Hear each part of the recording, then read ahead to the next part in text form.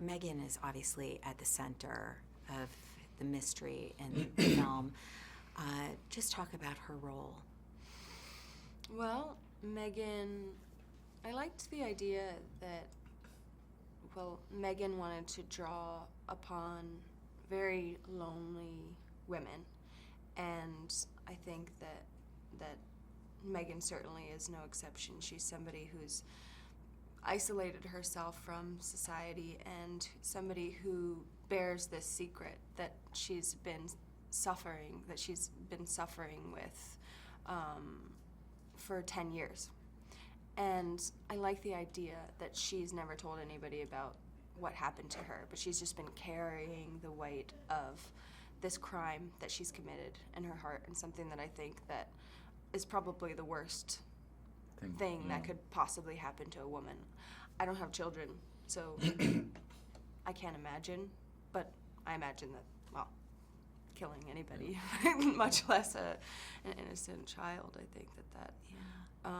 And then it's an interesting place that we meet Megan in, where 10 years later, after she's committed this crime, she's finally ready to open up to somebody about what she's done, but she's still so closed off. Yeah. And then she meets Kamal, who listens to her, who she's able to talk to.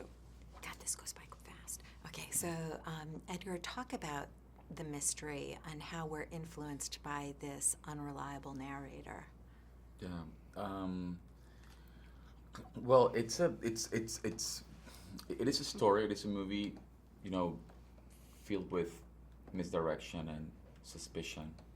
So everything feels at the edge of breaking down or exploding. There's a constant tension because you don't really know what the character's angle is. You feel. There's a moment in the movie, and actually when I read the script, there was a moment where I felt completely